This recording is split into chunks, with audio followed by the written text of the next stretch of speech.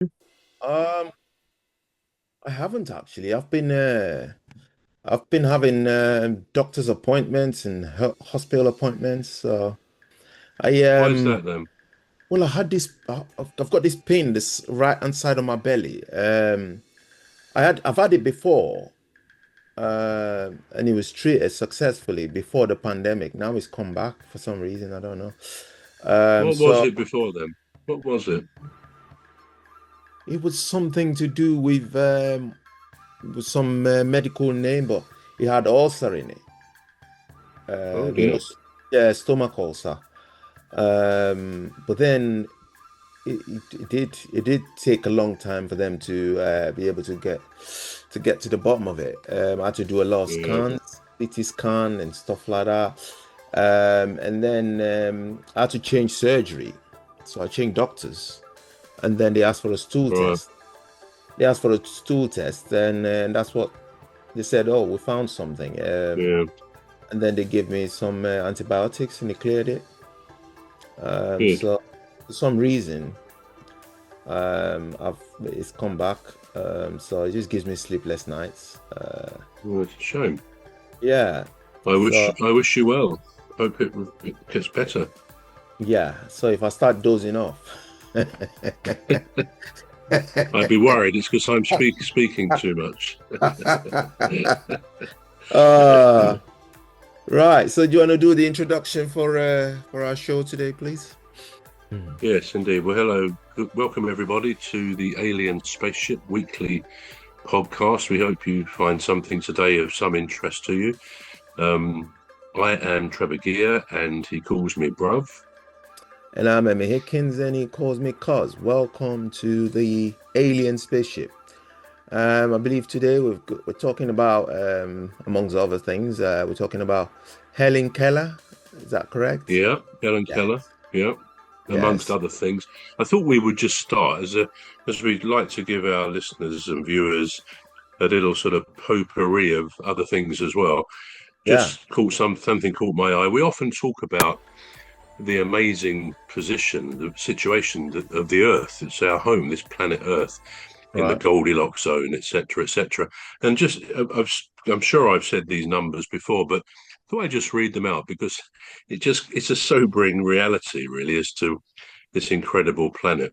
Right now, as you sit reading this, Earth is racing through space at an incredible 66, 67,000 miles an hour Wow. as we're here, 67,000. That's about that's about 18 miles a second. So you better hold on to your hat on your hoodie because it may well blow up if we're not careful. Yet we don't feel a thing. Our planet is constantly in motion, orbiting the sun in a perfectly balanced cosmic dance that's lasted for billions of years. I like that, a perfectly balanced cosmic dance. And it just is so, touch wood, it's so reliable. This dizzying speed keeps us in the Goldilocks zone, not too hot, not too cold, just right for life.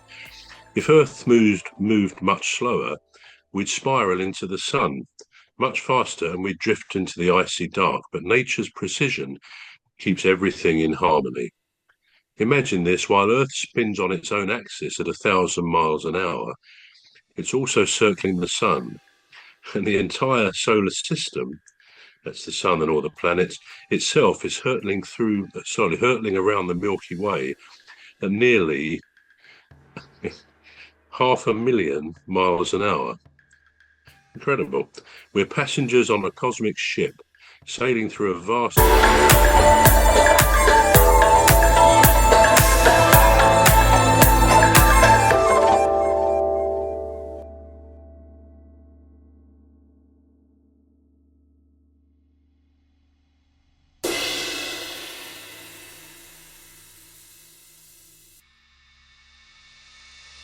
passengers on a cosmic ship sailing through a vast galaxy without ever realizing the incredible motion beneath our feet.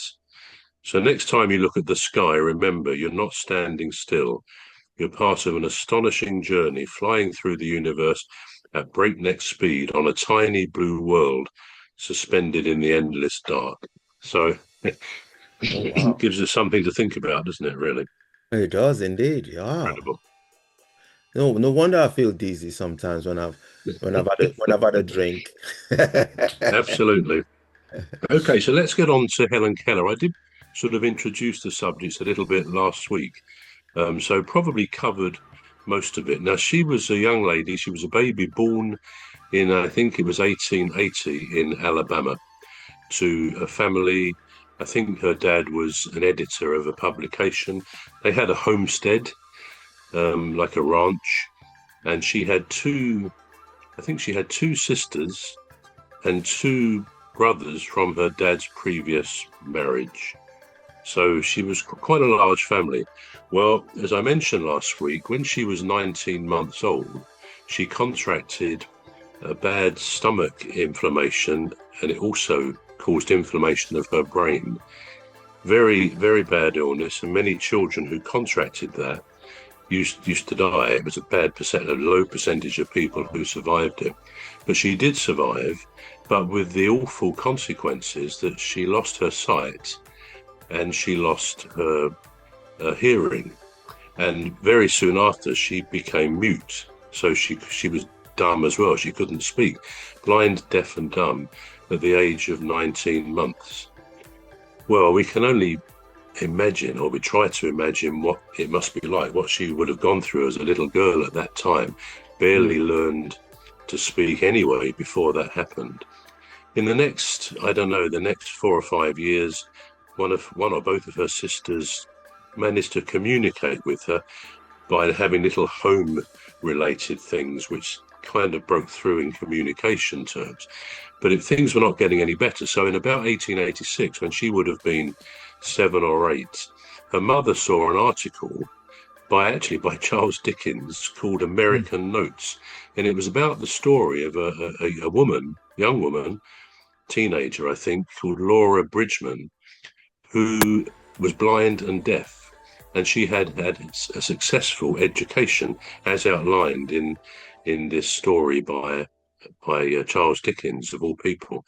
So the mother, Helen's mother, contacted the publishers, etc. She in turn was referred to, I think, the Perkins Institute for the Blind, something like that. And she went along, or the parents both went along with Helen.